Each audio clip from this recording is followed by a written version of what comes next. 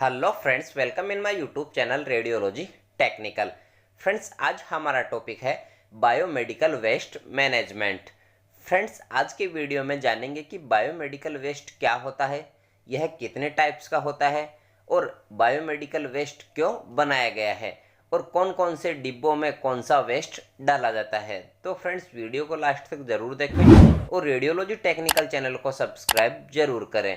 तो आइए जानते हैं बायोमेडिकल वेस्ट मैनेजमेंट के बारे में।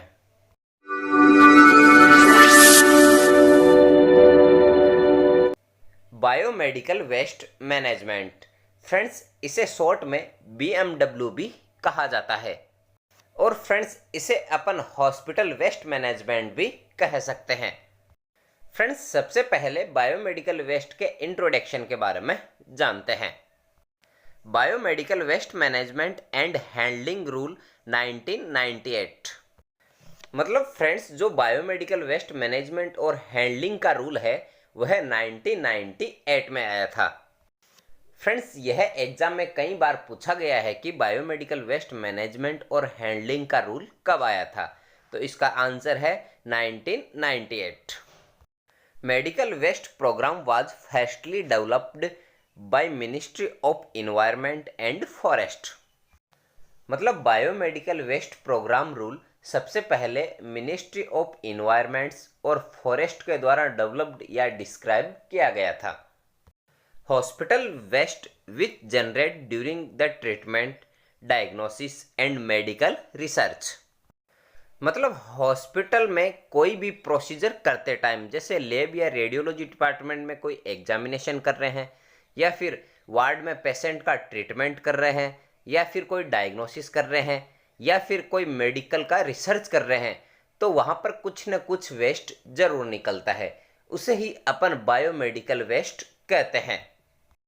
Biomedical waste means any solid and liquid waste including its container and any intermediated product which is generated during the diagnosis, treatment or immunization of human being or animals। मतलब hospital से जो waste निकलता है वह solid भी हो सकता है और लिक्विड वेस्ट भी हो सकता है और वेस्ट के साथ में कंटेनर भी हो सकते हैं। और इंटरमीडिएट प्रोडक्ट मतलब किसी भी चीज की बीच का प्रोडक्ट भी हो सकता है। और फ्रेंड्स, ह्यूमंस और जानवरों के डायग्नोसिस के टाइम, ट्रीटमेंट के टाइम भी बायोमेडिकल वेस्ट हो सकता है। फ्रेंड्स, अगर आप कभी हॉस्पिटल गए हैं तो आपने देखा होगा कि वहाँ पर कई प्रकार का वेस्ट निकलता है। उस वेस्ट में बहुत सारी इन्फेक्शन चीज़ें होती है, जिससे कोई भी पेशेंट अगर हॉस्पिटल में आता है तो वह वेस्ट से इन्फेक्टेड हो सकता है और इस वेस्ट से इन्फेक्शन और ज़्यादा फैल सकता है, क्योंकि हॉस्पिटल से निकलने वाला बायोमेडिकल वेस्ट बहुत खतरनाक होता है। तो फ्रेंड्स, इस फैलने वाले इन्फेक्शन को कंट्रोल करने के लिए हॉस्पिटल में इस प्रकार के अलग अलग कलर के डस्टबिन बनाए जाते हैं। इन डस्टबिन में अलग अलग वेस्ट को डाला जाता है। फ्रेंड्स, बायोमेडिकल वेस्ट का मैनेजमेंट करना बहुत ज़रूरी होता है, क्योंकि हॉस्पिटल से निकलने वाले वेस्ट को कहीं भी इधर उधर फैलाया नहीं जा सकता। उसका मैनेजमेंट बहुत ज़रूरी होता है। तो फ्रेंड्स, अब अपन बायोमेडिकल वेस्ट के कुछ स्टेप्स के बारे में जानते हैं। फर्स्ट नंबर है सेग्रीगेशन। फ्रेंड्स, यहाँ पर सेग्रीगेशन का मतलब होता है जो वेस्ट निकलता है उसको अलग अलग कर देना। फ्रेंड्स, जब हॉस्पिटल से कोई भी वेस्ट निकलता है तो उसे उसी टाइम डिसाइड कर लिया जाता है कि कौन से वेस्ट को किस डस्टबिन में डालना है। जैसे कांच वाले वेस्ट को अलग डस्टबिन में डाला जाता है, प्लास्टिक वाले डस्टबिन को अलग डस्टबिन में डाला जाता है और इन्फेक्शन वाले वेस्ट को अलग डस्टबिन में डाला जाता है। तो फ्रेंड्स, वेस्ट मैनेजमेंट की यह फर्स्ट स्टेप बहुत ही इम्पोर्टेंट है। कई बार इसके बारे में एग्जाम में पूछा भी जाता है। सेकेंड नंबर है कलेक्शन एंड स्टोरेज। मतलब अलग अलग डस्टबिन में जो पॉलीथीन होती है उसको निकाला जाता है और वेस्ट को एक कैटेगरी वाइज स्पेसिफिक मैनर में एक जगह कलेक्ट किया जाता है और एक जगह स्टोरेज भी किया जाता है। थर्ड नंबर है पैकेजिंग एंड ट्रांसपोर्टेशन। मतलब बायोमेडिकल वेस्ट का कलेक्शन और स्टोरेज करने के बाद उसे सही तरीके से पैक किया जाता है और वेस्ट को पैक करने के बाद उसे सही तरीके से एक स्थान से दूसरे स्थान पर ट्रांसपोर्ट किया जाता है। अगर हम वेस्ट को सही तरीके से पैक नहीं करते हैं तो वेस्ट कहीं भी फैल सकता है या कहीं से भी लीक हो सकता है। फ्रेंड्स, आपने हॉस्पिटल में देखा होगा कि इस प्रकार की एक वैन आती है जो मेडिकल वेस्ट को लेके जाती है। 4 नंबर स्टेप है ट्रीटमेंट। मतलब जो भी वेस्ट होता है उसका ट्रीटमेंट कैसे करते हैं। मतलब वेस्ट में कुछ चीज़ें रिसाइकल या स्टरलाइजेशन करके या रीयूज करने के लिए वेस्ट का ट्रीटमेंट किया जाता है। और फ्रेंड्स, जिस वेस्ट को रीयूज या रिसाइकल नहीं किया जाता उसे एक खड्डे में खोद के दफना दिया जाता है। 5 नंबर है डिस्पोजल। यह वेस्ट मैनेजमेंट की फाइनल ट्रीटमेंट स्टेप है।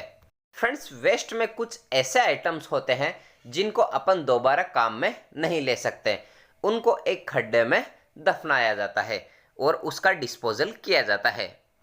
और कुछ ऐसे आइटम्स होते हैं जिनको दोबारा काम में ले सकते हैं, उन्हें रिसाइकल किया जा सकता है।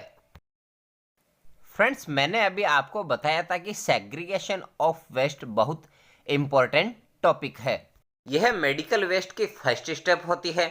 और फ्रेंड्स, सेग्रीगेशन के लिए हॉस्पिटल में वेस्ट को अपन अलग अलग कैटेगरीज में डिवाइड कर देते हैं।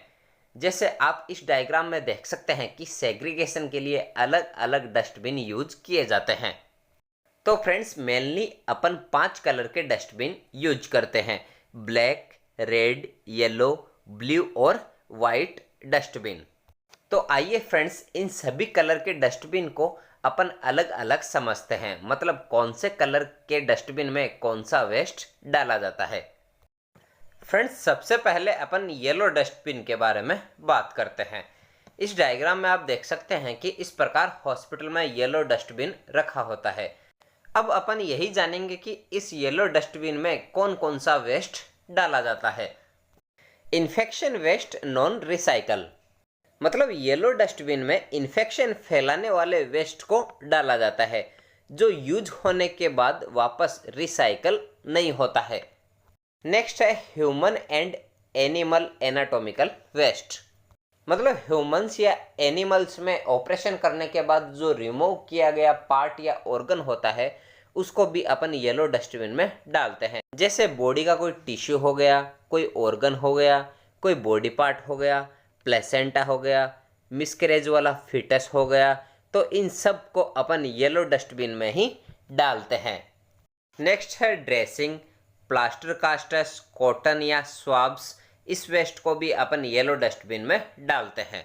नेक्स्ट है ब्लड बैग्स। मतलब अगर कोई ब्लड बैग के ब्लड को यूज करने के बाद वह खाली हो जाता है तो उसे भी येलो डस्टबिन में डाला जाता है। नेक्स्ट है बॉडी फ्लूइड्स। मतलब बॉडी का कोई भी फ्लूइड्स जैसे ब्लड, यूरिन हो गया, CSF हो गया, तो इन सब को भी अपन येलो डस्टबिन में डालते हैं। नेक्स्ट है एक्सपायर्ड मेडिसिन्स। मतलब जो मेडिसिन हॉस्पिटल में एक्सपायर हो जाती है तो उनको भी अपन इस डस्टबिन में डालते हैं। तो फ्रेंड्स, आपको समझ में आ गया होगा कि येलो डस्टबिन में कौन कौन सा वेस्ट डालते हैं। मतलब जिस वेस्ट को वापस यूज या रिसाइकल नहीं किया जाता उसे ही अपन येलो डस्टबिन में डालते हैं। सेकंड नंबर है रेड डस्टबिन। मतलब हॉस्पिटल में लाल कलर का डिब्बा किस वेस्ट के लिए यूज किया जाता है। Infection recycle waste. मतलब इस डस्टबिन में इन्फेक्शन वाले मटेरियल को डाला जाता है जिसे अपन वापस रिसाइकल कर सके। नेक्स्ट है ऑल इन्फेक्शन प्लास्टिक आइटम्स। मतलब इस डस्टबिन में जो भी हॉस्पिटल से प्लास्टिक का वेस्ट निकलता है उसे हम रेड डस्टबिन में डालते हैं। जैसे ट्यूब्स और IV सेट्स हो गए, यूरिन बैग और कैथेटर हो गया, डायलिसिस किट हो गया, ग्लव्स हो गए, IV प्लास्टिक की बोतल हो गई, सिरिंज विदाउट निडल। मतलब जिस सिरिंज में निडल नहीं लगी हो उसे भी अपन इस रेड डस्टबिन में डालते हैं। नेक्स्ट है ब्लू डस्टबिन। मतलब हॉस्पिटल में रखे ब्लू डस्टबिन में कौन कौन सा वेस्ट डाला जाता है। All glass items. Friends, blue colour के डिब्बे में हॉस्पिटल से ग्लास मतलब कांच का जितना भी वेस्ट या कांच के जितने भी आइटम निकलता है उसे अपन ब्लू डस्टबिन में ही डालते हैं। नेक्स्ट है broken glassware and metal material, मतलब टूटे हुए ग्लास के आइटम्स और मेटल मटेरियल को भी इस ब्लू डस्टबिन में डालते हैं। जैसे कोई ग्लास की ट्यूब हो गई, कोई एम्प्यूल्स हो गए, तो इनको अपन ब्लू डस्टबिन में डालते हैं। लैब ग्लास स्लाइड, मतलब पैथोलॉजी लैब में जो ग्लास की स्लाइड होती है उसको यूज करने के बाद ब्लू डस्टबिन में डाली जाती है। कोई मेटालिक इम्प्लांट्स हो गए और फ्लास्क और बीकर को भी इस ब्लू डस्टबिन में डाला जाता है। तो फ्रेंड्स, हॉस्पिटल में जो भी कांच का मटेरियल या कांच का आइटम यूज होता है उसको यूज करने के बाद इस ब्लू डस्टबिन में ही डाला जाता है। अब अपन वाइट डस्टबिन की बात करते हैं। It is a leak proof bin, मतलब यह डस्टबिन लीक प्रूफ डिब्बा होता है, मतलब इसमें हवा नहीं जाती है और यह कहीं से भी लीक नहीं होता है। All infected sharps items, friends white dustbin में जितने भी शार्प आइटम्स होते हैं, मतलब जितने भी धारदार या नुकीले आइटम होते हैं, इन सब को अपन वाइट डस्टबिन के डिब्बे में डालते हैं। ऑल ब्लेड्स, मतलब हॉस्पिटल में जितनी भी ब्लेड्स होती है जो नुकीली और धारदार होती है, उन्हें अपन इस वाइट डिब्बे में डालते हैं।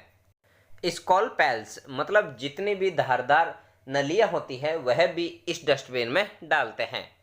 सिरिंज विथ निडल, मतलब सिरिंज के साथ जो निडल होती है वह भी इस डस्टबिन में डालते हैं क्योंकि इस निडल बहुत नुकीली होती है।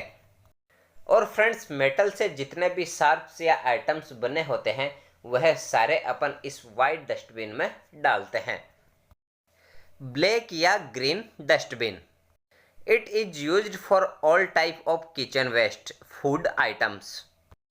फ्रेंड्स, ब्लैक डस्टबिन में सभी प्रकार के खाने पीने की चीज़ों से निकलने वाले वेस्ट इस डस्टबिन में डालते हैं, मतलब जितने भी फूड आइटम्स हो गए या किचन का वेस्ट हो गया वह सभी अपन इस ब्लैक डस्टबिन में डालते हैं। फ्रेंड्स, ब्लैक या ग्रीन डस्टबिन भी अलग अलग आते हैं। सूखे वेस्ट के लिए अलग आता है और गीले वेस्ट के लिए अलग डिब्बा आता है। फ्रेंड्स, जैसे आप हॉस्पिटल में भी खाने का सामान लेकर गए हैं तो आप खाना खाने के बाद उस वेस्ट या पेपर को या पॉलीथीन को ऐसे कहीं भी हॉस्पिटल में नहीं फेंक सकते। तो फ्रेंड्स, आप उस पेपर के वेस्ट को ब्लैक कलर के डिब्बे में डालना चाहिए। नेक्स्ट है वेस्ट प्लास्टिक, मतलब प्लास्टिक का जो भी वेस्ट होता है वह इस ब्लैक डस्टबिन में डाला जाता है। और जैसे पेपर वेस्ट हो गया, टिश्यू पेपर हो गया, ऑफिस के कोई भी पेपर हो गया, तो यह सारे इस ब्लैक डस्टबिन में डाले जाते हैं। तो फ्रेंड्स, आज का टॉपिक हमारा यहीं कंप्लीट होता है। फ्रेंड्स, अगर आपको आज का वीडियो अच्छा लगे तो वीडियो को लाइक, शेयर और रेडियोलॉजी टेक्निकल चैनल को सब्सक्राइब जरूर करें। और वीडियो अच्छा लगे तो मुझे कमेंट बॉक्स में ज़रूर बताएं।